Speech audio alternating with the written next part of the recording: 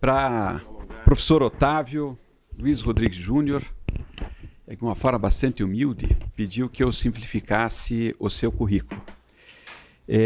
Professor Otávio, saiba que, em primeiro lugar, o que nós mais prezamos aqui é justamente a sua amizade com o professor Rodrigo Xavier Leonardo, que é um dos expoentes aqui do Instituto dos Advogados do Paraná, foi vencedor do Prêmio Francisco Cunha Pereira, justamente sobre a matéria que diz respeito à desconsideração da pessoa jurídica.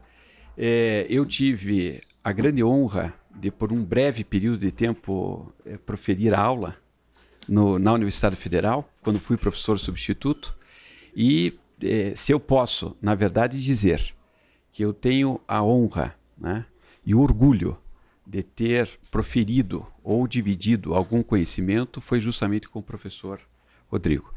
Eu estou muito contente por o senhor ter aceito, e sei que isso foi mais por obra do Rodrigo do que propriamente do Instituto, e nós temos a oportunidade de recebê-lo aqui nesta manhã, né? Muito obrigado. Estamos muito agradecidos com a sua presença. Para aqueles que não saibam, vou ler aqui rapidamente então, o dar 2 ou 3 notícias. É professor associado ao Departamento de Direito Civil da Faculdade de Direito, Largo São Francisco, Universidade de São Paulo, coordenador da área de Direito da CAPES e membro do Conselho Superior da CAPES, livre docente em Direito Civil, pós-doutor em Direito Constitucional pela Universidade de Lisboa e em Direito Privado comparado na condição de pesquisador visitante com o bolsista da Sociedade Max Planck, no Max Planck Institute, né? E por essa razão que eu gostaria de saudá-lo, né, e dizer que o Instituto está muito orgulhoso de ter nessa manhã a sua presença aqui. Não só por tudo o que o senhor já escreveu e já falou a respeito dessa lei, mas especialmente pelo fato de ter atendido esse convite do professor Rodrigo e vir aqui dividir os seus pensamentos a respeito dessa nova legislação. Muito obrigado pela sua presença. Senhor presidente, professor Tarcísio Kreutz, cumprimento Vossa Excelência e também, por vosso intermédio, todos os associados do Instituto dos Advogados do Paraná, esta centenária instituição, fundada em 1917, e que tantos serviços prestados ao país já o demonstrou. Cumprimento a professora Maria Cândida Kreutz, da Universidade Federal do Paraná, e o meu diletíssimo amigo, este paranaense de um enclave do estado do Paraná, em São Paulo, que é a cidade de Santos, o professor Rodrigo Xavier Leonardo, que com enorme competência, enorme capacidade, abrilhanta as letras civilísticas brasileiras e honra esta casa, a Universidade Federal e o Estado do Paraná. Cumprimento também, na assistência, o professor André Folônia, da Pontifícia Universidade Católica do Paraná, o magistrado do Tribunal de Justiça de Santa Catarina, que foi enviado para cá para coletar informações, o nosso juiz Fernando Speck de Souza. Cumprimento uma outra paranaense ilustre, a professora Luciana Xavier, da Universidade Federal do Paraná, e a professora Laís Beckstein, que está aqui presente.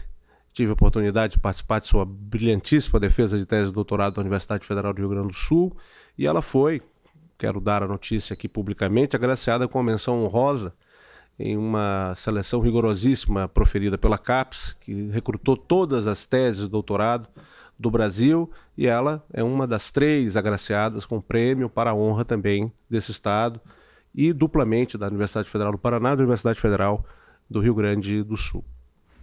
Eu terei uma fala dividida em 3 capítulos, não vou usar de nenhum instrumento audiovisual e tentarei, através de uma exposição, enfrentar os aspectos mais relevantes desta medida provisória. Não sem antes deixar registrado o meu respeito pelo deputado Jerônimo Görgen, que com a sua fala iluminou muitos aspectos relacionados ao processo legislativo e as mudanças que essa norma traz. Tivemos a oportunidade, o professor Rodrigo e eu, de conhecê-lo durante o processo legislativo. O professor Rodrigo até falou na audiência pública convocada pela comissão e temos por ele grande respeito, grande admiração. E também não poderíamos deixar de registrar uma gratidão especial ao presidente Rodrigo Maia, que ao longo de todo o processo na Câmara dos Deputados abriu as portas para que nós colaborássemos de uma maneira muito sutil e até muito discreta na formulação de críticas e de alterações ao texto da medida provisória. Atuamos, um grupo muito seleto, o professor Rodrigo, eu, professora Judite Martins Costa, professor Jorge César Ferreira da Silva, formulando alguns apontamentos ao texto original e muitos dos aspectos, em grande maioria deles de caráter supressivo, na parte relativa ao direito civil e ao direito do consumidor, uma preocupação muito grande de não atingir o direito do consumidor, acabaram por ser incorporados ao texto final. Muito bem, o primeiro capítulo da minha fala tem um aspecto que eu diria metajurídico. No final da minha tese de livre-docência, na conclusão da minha tese de livre-docência, eu faço uso de uma figura que eu tenho bastante apreço e a tenho mencionado em algumas exposições. Sem fazer qualquer comparação de cunho estruturalista, visão filosófica pela qual eu tenho grandes reservas, porque ela carrega em si uma certa dose de preconceito quanto à existência de um certo caráter hipotético de um povo ou de outro povo, mas, de algum modo, concedendo a essa visão, nós poderíamos comparar a atitude de dois povos em relação a uma mesma realidade e extrair consequências distintas. Imaginemos algo muito prosaico, como uma calçada que foi reformada com cimento fresco e se coloca uma placa de proibido pisar. Em um determinado povo, aquele cimento fresco ele vai secar e a placa, por alguma ineficiência do Estado, continuará ali a proibir, a manter um comando proibitivo de que as pessoas trafeguem por aquela via. Essa regra, ela perde o sentido na medida em que a sua finalidade não é mais atingida pela proteção à superfície da calçada. O que nós poderíamos utilizar como um elemento ductilizador dessa regra proibitiva? Um princípio da boa-fé no direito privado, por exemplo. E nessa chave, aquela calçada, ela poderia ser pisada mesmo com a regra proibitiva, por razão desse princípio ductilizador. Mas para outro povo, em outra realidade cultural, é bem provável que logo após a colocação da última camada de cimento e a inserção da placa "é proibido pisar", imediatamente, antes que haja qualquer fenômeno físico-químico naquele cimento, começamos a encontrar corações, declarações de amor, pegadas e toda uma sorte de preocupações anímicas em deixar vestígios da cultura rupestre naquele local.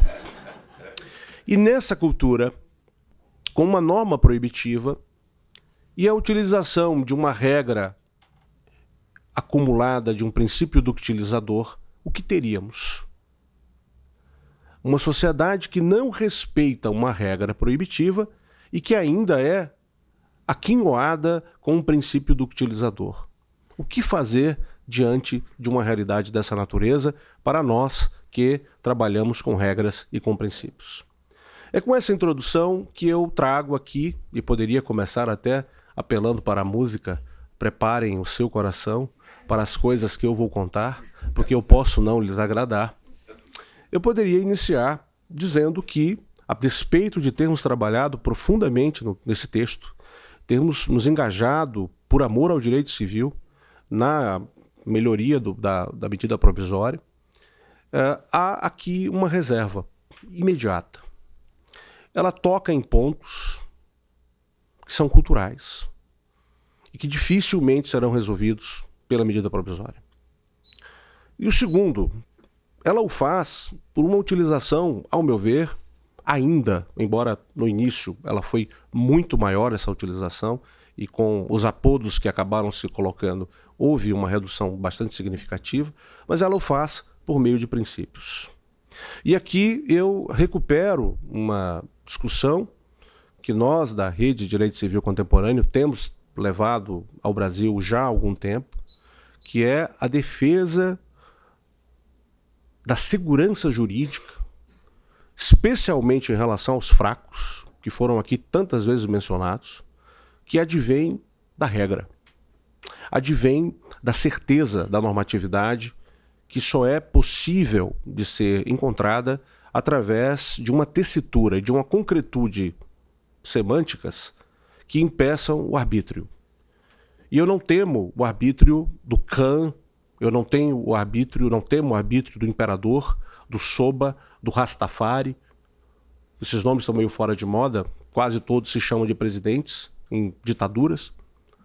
Mas eu não temo tanto o arbítrio desse indivíduo do que o arbítrio do inspetor de quarteirão, do fiscal da rua, do policial, daquele indivíduo com quem nós temos o contato direto com a face do que é o Estado. E a única segurança do pobre, do fraco, é uma norma traduzida por meio de regras claras e que não precise recorrer quase sempre à discricionariedade, à ponderação e a outras palavras que são, embora diferentes, acabaram pela vulgarização se reconduzindo a um mesmo significado, que é a manipulação de uma chave semântica por uma oligarquia jurídica e que a utiliza, dependendo da sua posição, a favor ou contra as mesmas teses. Portanto, a utilização de tantos princípios nessa medida provisória, que se converterá em lei, ao meu ver, ela só vai atrair, provavelmente, mais judicialização e algo que eu considero ainda pior, a utilização, a necessidade da utilização de um modelo de eficácia dos direitos fundamentais em relação aos particulares, que, ao meu ver, no Brasil, é talvez um dos grandes motivos de encontrarmos um enfraquecimento tão profundo da dignidade da legislação, pela falta de um modelo adequado que permitisse uma eficácia indireta e que preservasse as soluções, a lógica e a própria racionalidade num sistema de direito privado.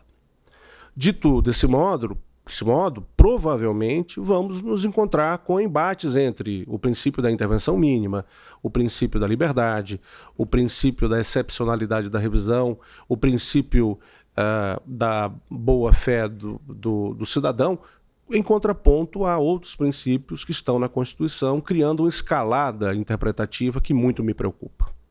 Portanto, sem evidentemente desmerecer os grandes esforços traduzidos no trabalho da medida provisória e do qual, podemos dizer, sem qualquer exagero, tivemos nossa responsabilidade em muitos desses aspectos, há esse risco que a própria medida provisória tentou evitar em seu próprio bojo.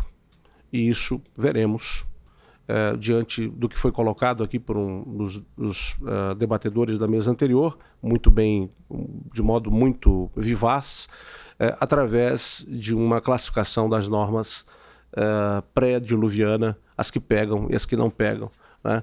Então há a possibilidade de olharmos para o lado diante de alguns desses dispositivos por essa carga principiológica tão excessiva. Concluo essa primeira parte, evidentemente, sem qualquer pretensão de transmitir uma mensagem de pessimismo. Pelo contrário, mas é um alerta a que nós não depositemos tantas esperanças em uma nova alvorada para o direito.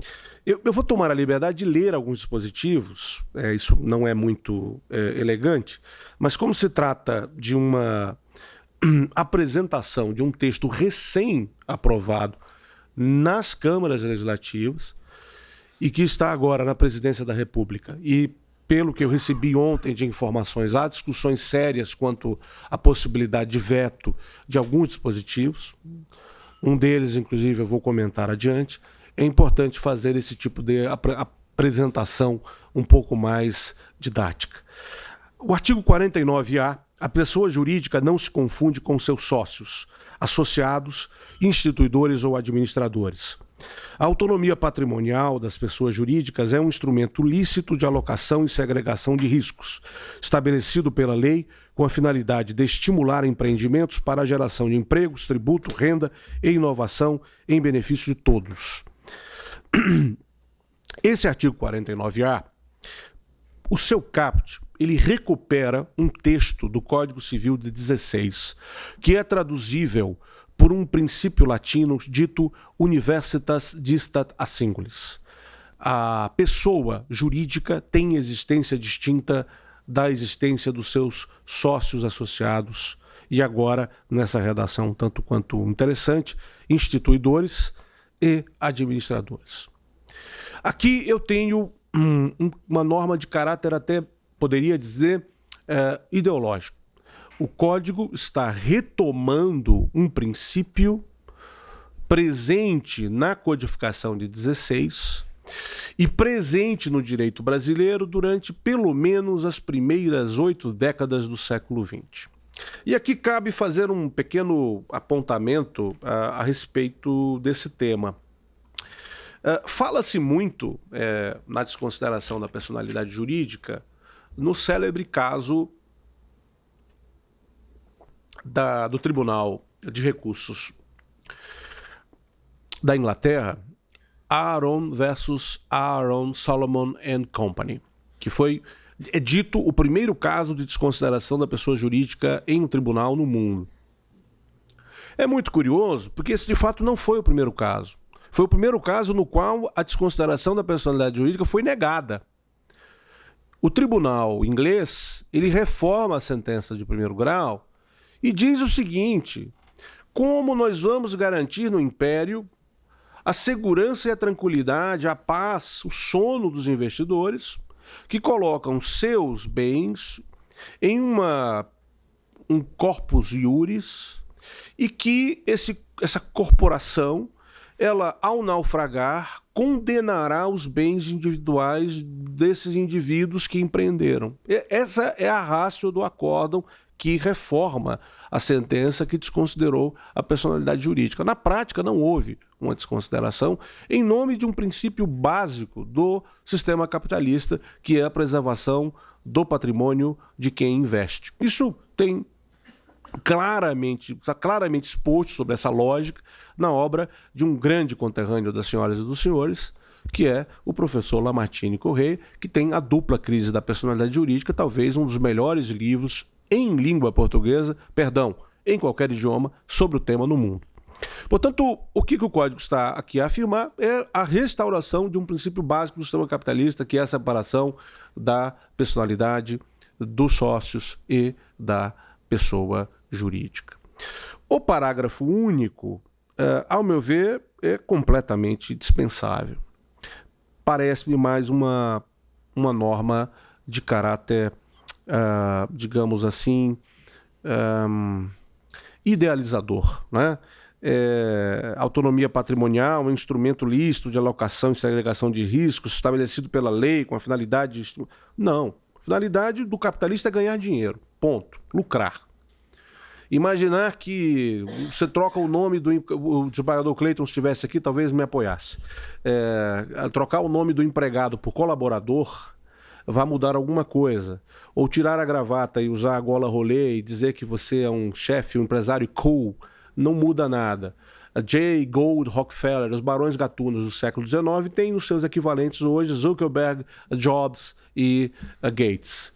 A acumulação de capital é a mesma, embora haja todo um glamour em torno dessa acumulação de capital. O iPhone de R$5.000 é fabricado na China por uma mão de obra especializada e muito bem remunerada. Portanto, é uma norma que tem o seu conteúdo... enfim, mais um conteúdo de cunho idealizador do que propriamente algo com sentido jurídico interessante. O artigo 50, ele altera, e ao meu ver, para melhor, o regime jurídico da desconsideração. Em caso de abuso de personalidade jurídica, caracterizado pelo desvio de finalidade ou pela confusão patrimonial, pode o juiz a requerimento da parte do Ministério Público, quando lhe couber intervir no processo, desconsiderá-la para que os efeitos de certas determinadas relações de obrigações sejam estendidos aos bens particulares de administradores ou de sócios da pessoa jurídica beneficiada direta ou indiretamente pelo abuso. É uma redação bem melhor do que a original. Ela vai separar os suportes fáticos no desvio e na confusão patrimonial, não necessariamente concomitantes. O desvio de finalidade é uma alternativa à confusão patrimonial. Nos parágrafos há uma definição do desvio, a finalidade de lesar a credores para a prática de ilícitos, e a confusão ela é exemplificativamente, confusão patrimonial, definida por um mix, por uma mixagem no patrimônio, acompanhada de algumas hipóteses, como a assunção recíproca de responsabilidades entre sócios e pessoa jurídica, transferência ilícita de ativos e outros casos. Nesse aspecto, eu tenho aí uma grande evolução nesse tema, uma melhoria redacional, uma maior clareza.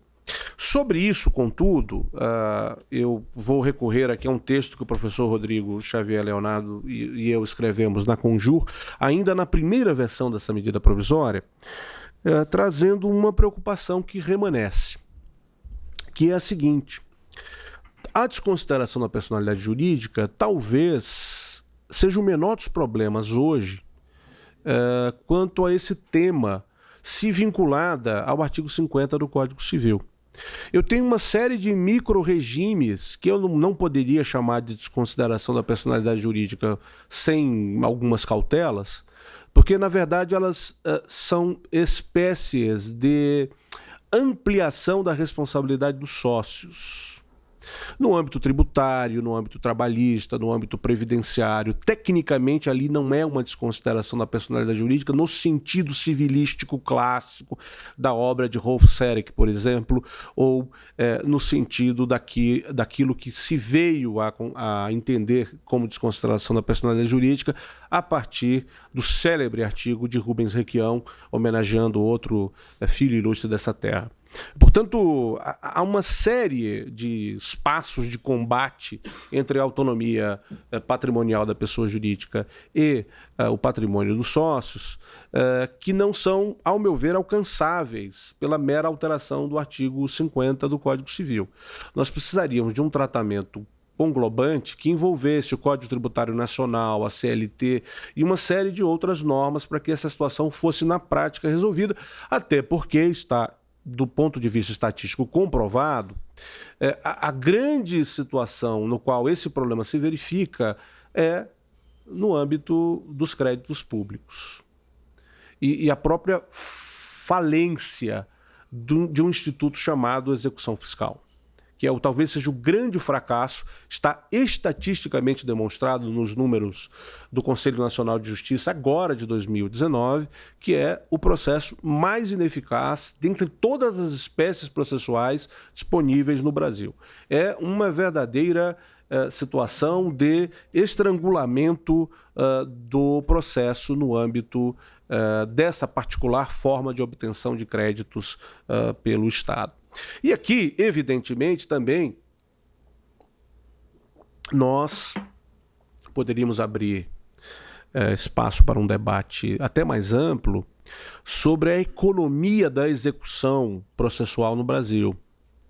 Por força de transplantes legais mal feitos, nós temos um sistema executório extremamente reforçado em favor do devedor, desculpe os processualistas, do executado.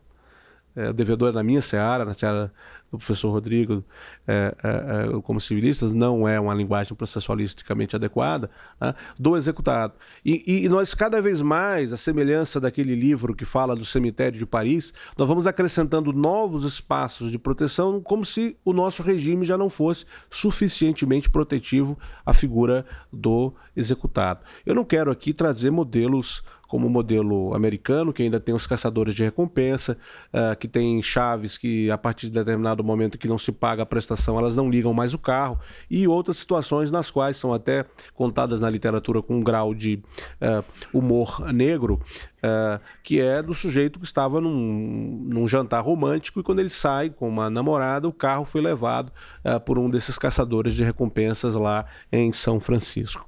Bom, avancemos para o artigo 113, que é o artigo que vai interferir profundamente nas regras de interpretação do negócio jurídico.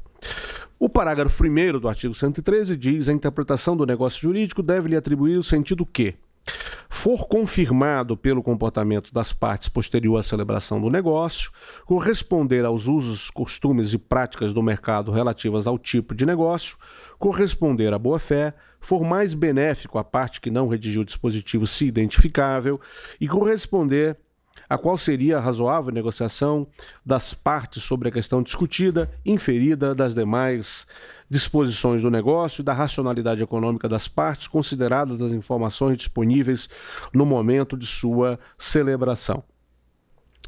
Parágrafo 2º. As partes poderão livremente pactuar regras de interpretação de preenchimento de lacunas e de integração dos negócios jurídicos diversas daquelas previstas em lei.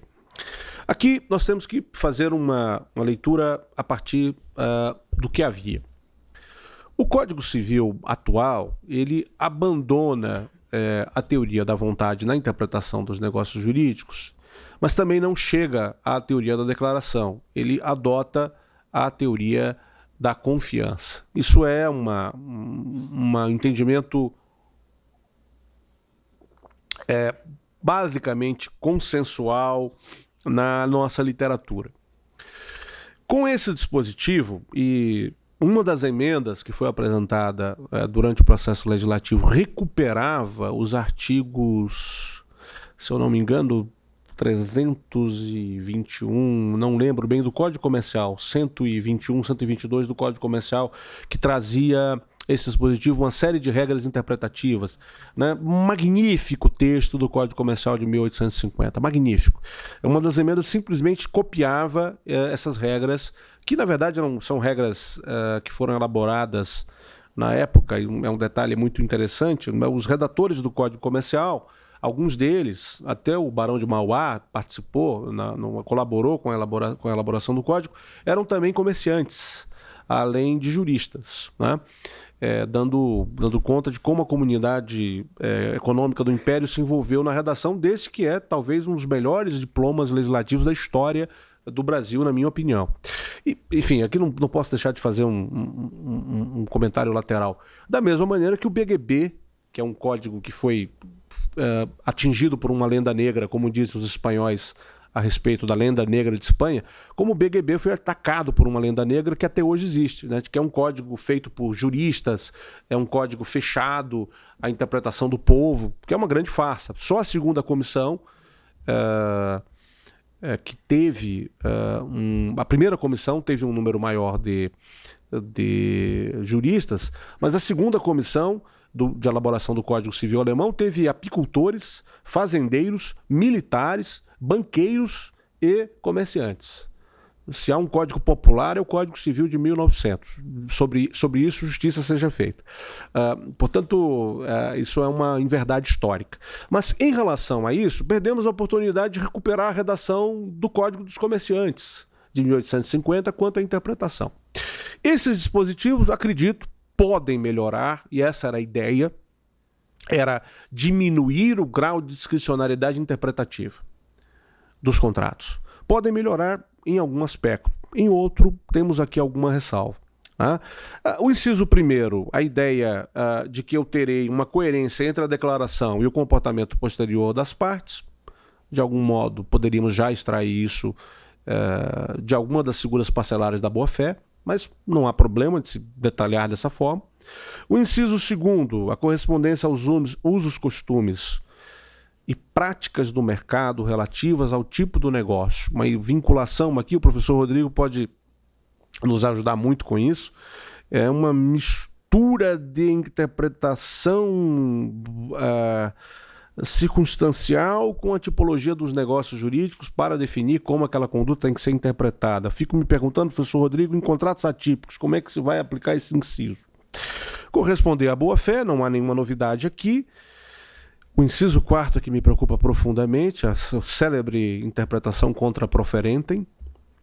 Por mais benéfico a parte que não redigiu o dispositivo, até num evento com a professora Paula Forgione, que era uma grande defensora da recuperação do Código Comercial aqui, ela até, nesse evento, nós brincávamos, vai haver uma guerra entre os advogados para ceder a Vossa Excelência a honra de ter proferido aquela cláusula em primeiro lugar, né?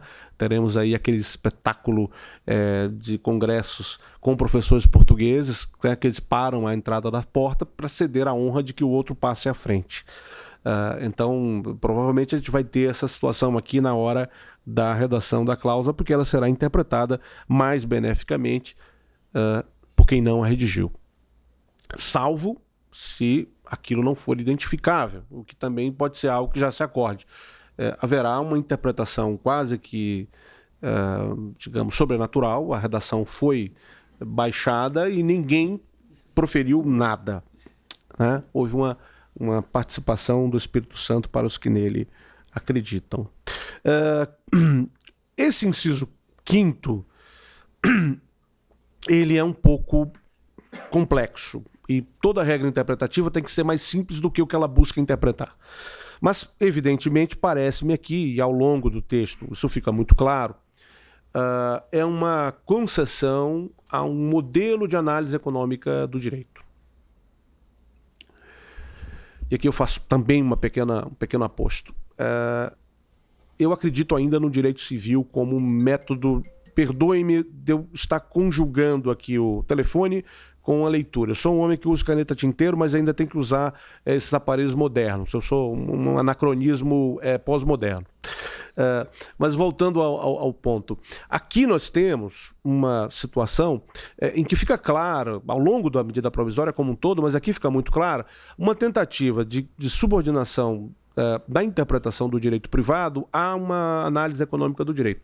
Perfeito, estamos vivendo um embate hoje, no âmbito do direito privado, por essa escola de análise econômica do direito e duas outras visões, uma visão do direito civil que nós podemos chamar de contemporânea e uma visão do direito civil mais publicística, mas estamos vendo a entrada com força da análise econômica do direito. E aqui eu faço uma advertência, né, aos civilistas. Nos Estados Unidos, autores como Gilmore, Horwitz, Atiyah, que nós lemos aqui e achamos que eles são o máximo, eles caíram em desgraça nos anos 80. São autores hoje arruinados na doutrina britânica e na doutrina norte-americana. E eles foram substituídos no direito privado pela análise econômica. Porque eles vendiam uma interpretação que eu poderia dizer tão... falta-me uma palavra, uma interpretação tão bondosa das relações privatísticas, que acabaram sendo superados por um direito bem mais hardcore, que enxerga nas relações econômicas o núcleo da racionalidade, e perderam espaço. Então, nesse aspecto, nós corremos o risco aqui no Brasil, e o direito civil precisa repensar os seus fundamentos, de ou voltamos a uma perspectiva de autonomia do direito civil, ou se mantemos uma perspectiva de uma colonização do direito civil por princípios ou uma colonização do direito civil por uma racionalidade econômica. Isso é um debate que a medida provisória escancarou ao incluir vários desses dispositivos, e a Laís aqui, que é uma brilhantíssima orientanda da professora Cláudia, como consumerista também pode reforçar isso. Nós tiramos tudo que era possível aqui de consumidor da medida provisória para não criar mais um curto-circuito interpretativo. Porque se ela incidisse sobre relações de consumo, o nível de judicialização seria altíssimo, muito maior do que o que ela visava acabar. 421. A liberdade contratual será exercida nos limites da função social do contrato. Aqui foi um grande ganho redacional. Esclareceu-se a liberdade contratual e não a liberdade de contratar, e eliminou-se um apodo fascista que havia nesse dispositivo. A liberdade contratual será exercida em razão e nos limites. Caiu o em razão. que de fato era um resquício do Código Civil fascista italiano, e que afirmava algo inacreditável, quer dizer que alguém só contrata para realizar a função social, que é um absurdo. Em grande medida se contrata por fins egoísticos. Mas quando eu excedo o meu egoísmo e afeto a função social, o Estado vai ter de intervir e me recolocar dentro daquele círculo da autonomia privada, controlando os meus excessos. Mas ninguém contrata para realizar a função social. Isso não existe nem em países socialistas. Tanto é que quando eles aboliram a propriedade privada e a autonomia privada, em pouco tempo depois, especialmente no caso da União Soviética, na segunda versão do Código Civil, eles já tiveram de recriar a propriedade privada em pequena escala, com relação a utensílios pessoais, objetos dentro das casas, porque aquilo causou um grave problema no âmbito do convívio social. O parágrafo único, de certo modo dispensável, nas relações contratuais privadas prevalecerá o princípio da intervenção mínima, mais um princípio, vamos ter que explicar o que é isso, e se alguém disser que é intervenção mínima, eu vou sacar a função social na Constituição. Quem vai ganhar essa luta de boxe, eu não tenho dúvida. E a excepcionalidade da revisão contratual. Ao nosso ver, melhor seria dizer que a revisão contratual de ofício não pode ocorrer. Ponto. Estaria resolvido o problema. O 421-A é um grande candidato a veto. Os contratos civis e empresariais presumem-se paritários e simétricos até a presença de elementos concretos que justifiquem o afastamento dessa presunção, ressalvados os regimes jurídicos previstos em leis especiais. Isso aqui é apodo nosso. Ressalvado o direito do consumidor, o direito do trabalho e outros. Esse apodo, não o texto não é nosso, só esse apodo que é nosso. Garantido também que as partes negociantes poderão estabelecer parâmetros objetivos para a interpretação das cláusulas negociais e seus pressupostos de revisão ou resolução. Isso, de certo modo, já é possível. A alocação dos riscos, análise econômica, definida pelas partes, deve ser respeitada e observada. E a revisão contratual somente ocorrerá de maneira excepcional e limitada. Porque, a contrário do senso, eu posso dizer que ela excepcionalmente pode ocorrer de maneira ilimitada. Portanto, o ideal era só dizer não haverá revisão de ofício, era muito melhor, tornaria isso mais claro. Sobre a sociedade limitada unipessoal, o deputado Jerônimo Görgen já nos falou, eu não vou entrar nessa seara, e inicio a última parte da minha fala, que é a mais curta. Teremos agora um grande desafio, que é tornar essa nova lei, que tem grandes méritos em muitos dos seus aspectos, e aqui me refiro ao direito civil especificamente. Eu não vou entrar nas questões relacionadas ao direito administrativo, ao direito do trabalho, ao direito econômico. Me refiro ao direito civil. Ela tem grandes méritos, ela corrige alguns problemas interpretativos. Quem lida com o direito civil sabe dos problemas do excesso de revisão contratual, o excesso de subrogação na vontade das partes quanto à interpretação dos negócios jurídicos. Algumas zonas cinzentas entre o direito civil e o direito do consumidor que colocam empresas sob o regime do CDC, o que seria discutível. Há uma série de problemas que a medida provisória tentou resolver e o fez, em alguma medida, com muito êxito, em outra medida, de modo não muito exitoso. Mas, fundamentalmente, termos chegado no direito privado brasileiro, aonde chegamos, não foi por efeito de um Código Civil e não será resolvido por efeito de uma Declaração das Liberdades Econômicas. Chegamos aonde chegamos, a essa quase unânime ideia de uma insegurança jurídica no âmbito da autonomia privada, basicamente, e eu retomo como que um círculo, espero que não vicioso, aquilo que eu falei no início. Chegamos fundamentalmente por 3 razões. Dogmática fraca. A dogmática enfraqueceu-se, não do direito civil, em todos os âmbitos. Uma dogmática que vive de repetir o que a jurisprudência fala, ela não serve. Uma dogmática que não tem uma postura crítica diante da jurisprudência, ela não serve. E uma dogmática que não respeita uma tradição de 2000 anos, da mais bela, mais antiga, mais respeitável das disciplinas, que é o direito civil, com respeito aos comercialistas aqui presentes. Nós, agricultores, somos um pouco mais antigos do que vós, comerciantes. É uma dogmática que não serve. Ela perde aquilo que o Décio Sampaio Ferraz chamava de função social da dogmática. Ela perde a sua função. 2. A dogmática ela é o filtro contra os avanços da discricionariedade e do abuso interpretativo. 2. Uma perda da referência da dignidade legislativa. E a dignidade legislativa só sobra quando a regra ela tem, em grande medida, a sua função superada pelo recurso direto a princípios. Cada um se torna dono de uma chave semântica e sabemos no que isso dá. 3. É fundamental que haja mecanismos de incentivo e de desincentivo ao respeito à autonomia privada e ao desrespeito à autonomia privada. Mas isso não é feito por meio da retirada de proteções a setores historicamente hipossuficientes, porque isso gera um efeito rebote. A conta é cobrada de uma forma equivocada por meio de exageros do outro lado. Portanto, e aqui faço uma paráfrase, a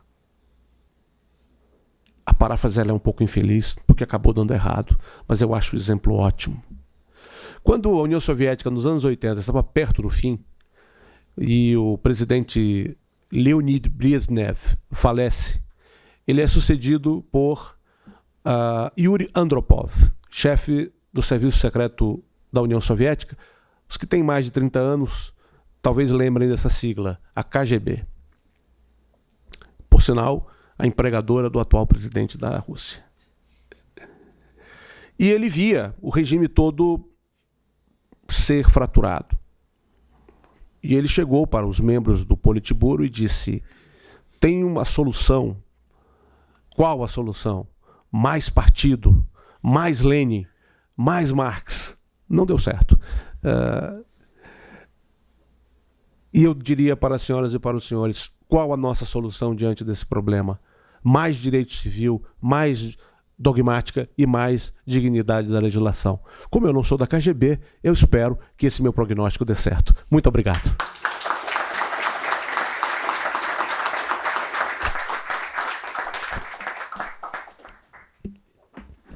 Professor Otávio, muito obrigado, não só pela sua presença, mas especialmente pela sua participação e os seus ensinamentos, né? Nós todos do direito privado, sejamos comercialistas ou não, ficamos sempre empolgados com a possibilidade de eventualmente ver renascer a autonomia da vontade das partes e a possibilidade de nós termos a liberdade de contratar, né? Nós sabemos que esse é um início, né, da possibilidade de nós resgatarmos também a dignidade do direito privado, né? Passo sem maiores delongas ao professor Rodrigo para que faça a sua intervenção. Bom dia a todos. Gostaria de saudar e agradecer o presidente do Instituto dos Advogados do Paraná, o Dr. Tarcísio Kretz, pela oportunidade de estarmos juntos nesta manhã. Cumprimento os membros da mesa, na pessoa do meu dileto amigo, o professor Otávio Luiz Rodrigues Júnior. Cumprimento a nossa vice-diretora da Faculdade de Direito da Universidade Federal do Paraná, professora Maria Cândida Kretz, minha colega de departamento, professora Luciana Pedroso Xavier, doutor Vicente, doutor Hélio, nosso presidente, caríssimos colegas advogados.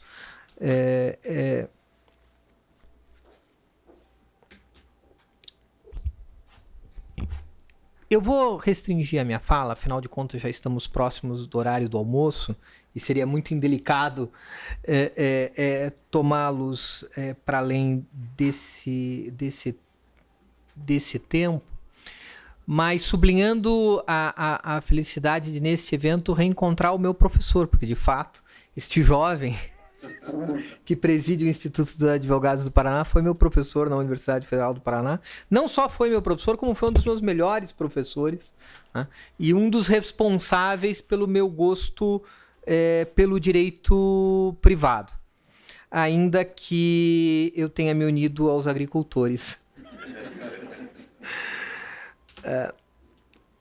Um dos romances mais expressivos de Eça de Queiroz, A Relíquia, tem a seguinte epígrafe: sobre a nudez forte da verdade, o manto diáfano da fantasia. Por quê? Porque todo o desenvolvimento desse romance fantástico de Eça de Queiroz estava no planejamento, na estratégia do devasso sobrinho Teodorico, né, que inventava as relíquias para sua tia, que ele criou, a senhora Patrocínio, né? E a partir daí muito tempo se leva a partir do que esse manto diáfano da fantasia conseguiu desenvolver sobre todos os participantes daquela história. A medida provisória da liberdade econômica, sem a menor sombra de dúvida, ataca pontos importantes. Mas sobre a nudez forte da verdade, o que nós não podemos deixar de tomar atenção é com o manto diáfano da fantasia. E, de certo modo, a crítica ponderada do professor Otávio Luiz Rodrigues Júnior permeou isso em todos os principais dispositivos que foram alterados no Código Civil, né? Vejam, uma das questões fundamentais da tese de livre-docência do professor Otávio corresponde a uma recuperação crítica da necessidade da distinção entre o direito público e o direito privado. Porque todos nós sabemos, a literatura desde a década de 1990 sistematicamente tem feito e dito e repetido que essa distinção, que é uma distinção tradicional, não tem mais sentido nenhum, né? E justamente quando essa distinção não tem sentido nenhum, nós temos um campo semântico propício e favorável para um excesso de intervencionismo público no espaço do direito privado. Afinal do quê? De contas, nem precisaríamos falar em intervencionismo, né? Porque não há distinção entre o público e o privado.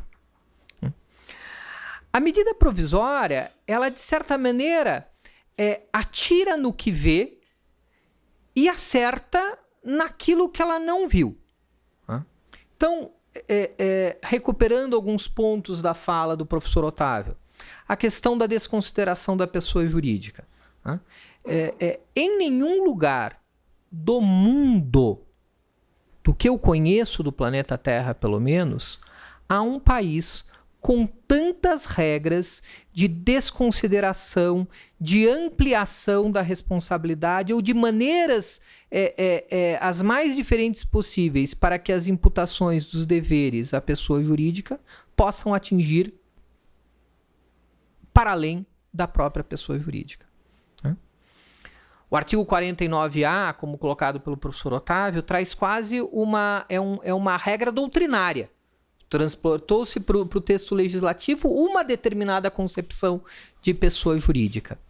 Mas será que essa concepção que o artigo 49A pretende impor, ela consegue sobreviver a uma compreensão cultural de indistinção entre o público e o privado?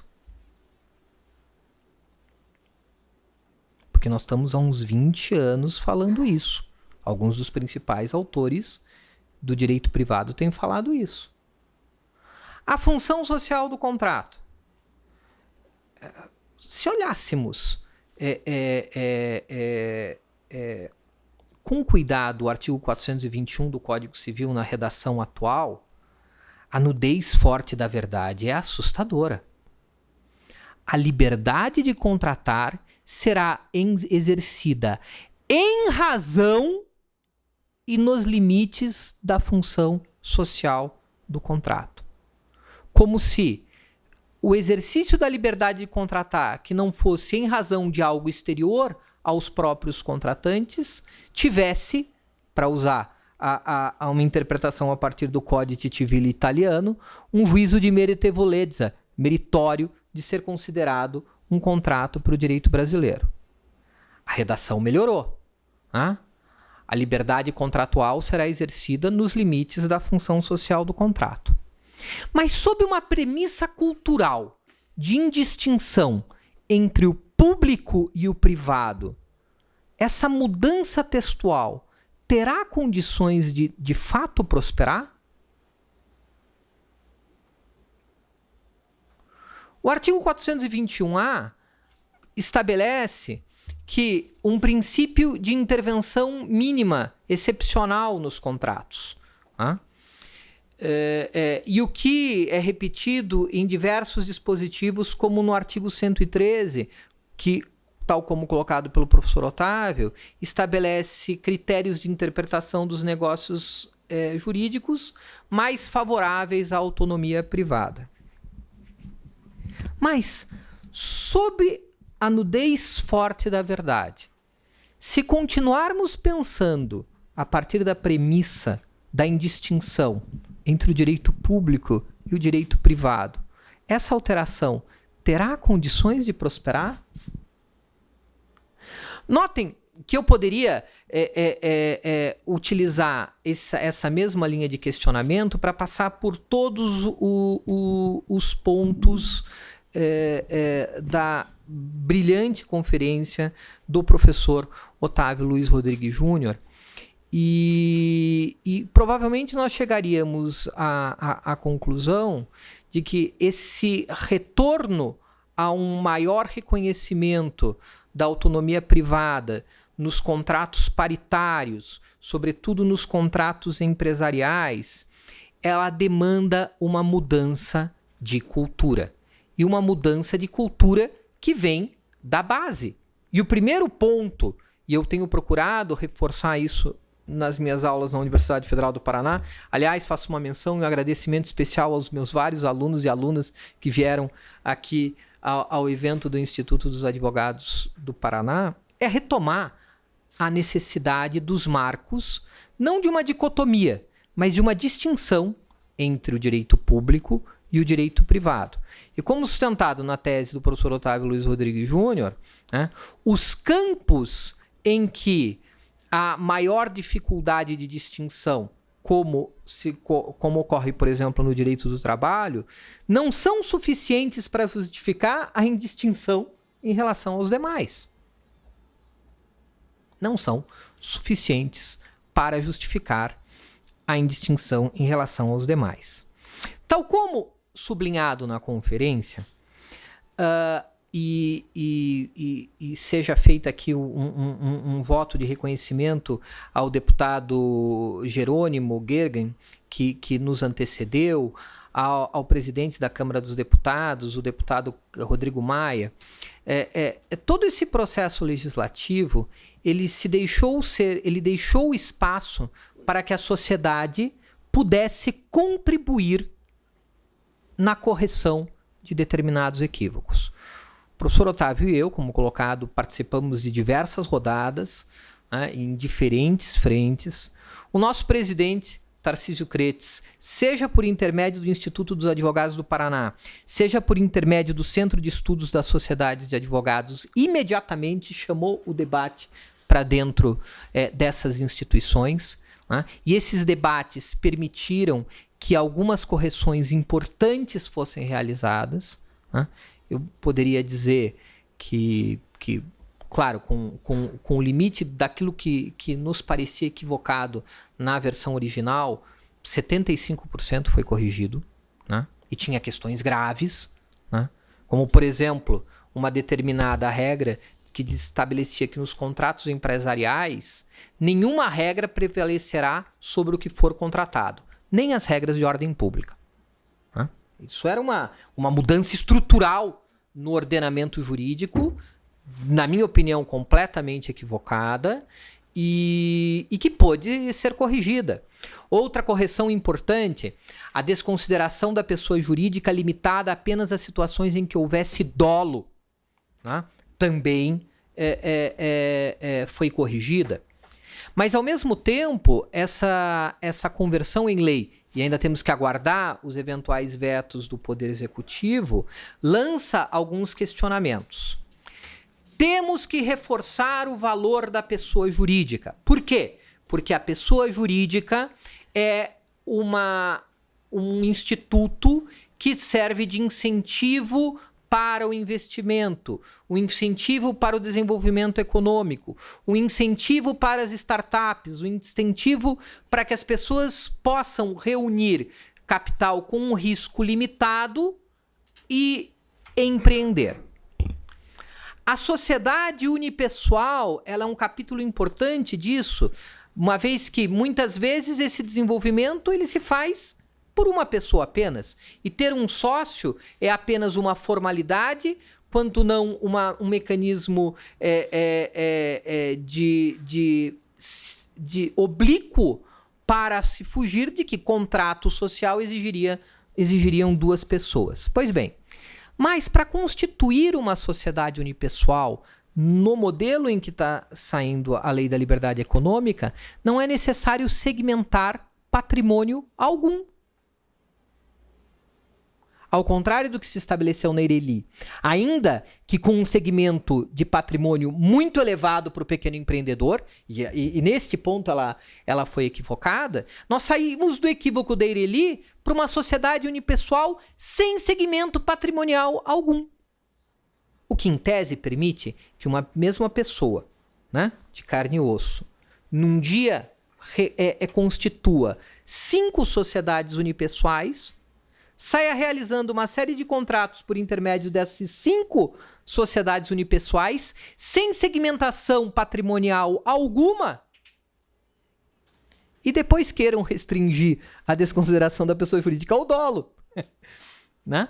Então, é necessário, e me parece que neste ponto positivo, a compreensão da análise econômica do direito, de que os institutos de direito privado eles têm uma capacidade de incentivar ou desincentivar comportamentos econômicos, né? Como dizem os neo-institucionalistas, mas os institutos de direito privado e, sobretudo, o texto legislativo sozinho, ele não é suficiente para ser determinante disso. E daí, para que não venhamos a nos perder no manto diáfano da fantasia, para voltar a essa de Queiroz, de onde eu me perdi, de onde eu parti, e posso me perder também, é que é importante o papel de institutos como o Instituto dos Advogados do Paraná, como o Centro de Estudos de Sociedades de Advogados, ambos capitaneados pelo Dr. Tarcísio Cretes, a Universidade Federal do Paraná, aqui na posição da direção, na professora Maria Cândida Cretes, que, de certo modo, de fato se empenhem em colaborar nessa construção. Na construção legislativa e também numa mudança de cultura. Porque nós precisamos resgatar, recuperar ou desfazer alguns erros que destruíram a dogmática jurídica privatística desde a década de 1990, tal como colocado pelo conferencista. Esse percurso, desde a medida provisória ao final de abril até a conversão em lei, que deve ocorrer nos próximos dias, também nos ensina algo. Diante do momento atual do Brasil, a postura política de simplesmente bater o pé, dizer eu não gosto dessa lei e eu só vou lançar tomates à iniciativa, tende a não funcionar. Tende a não funcionar. Né? Acredito que a estratégia da Rede de Direito Civil Contemporâneo, capitaneada pelo professor Otávio, de ter participado ativamente desse processo legislativo, demonstre uma postura diferente que me parece a mais correta, uma postura colaborativa, a pontos que estão estão equivocados, né? Como a postura que o Instituto dos Advogados tem tomado. O que tem que ser modificado, mas não por simplesmente dizer não à mudança pelo não à mudança, até mesmo porque isso tende a não funcionar. E há uma série de outros setores em que mudanças muito severas estão sendo programadas a todo momento e que irão exigir esse tipo de compromisso do Colégio de Advogados. Sendo assim, agradeço imensamente a oportunidade de estar nessa manhã no Instituto dos Advogados do Paraná, ao professor Otávio Luiz Rodrigues Júnior, que me possibilitou fazer essas reflexões. Muito obrigado.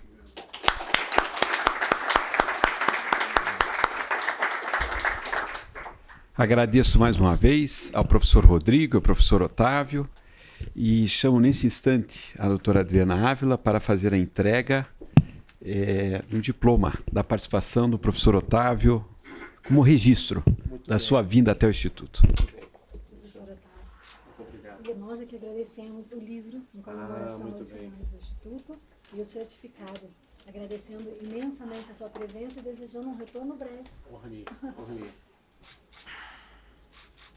obrigado. Nós aqui agradecemos.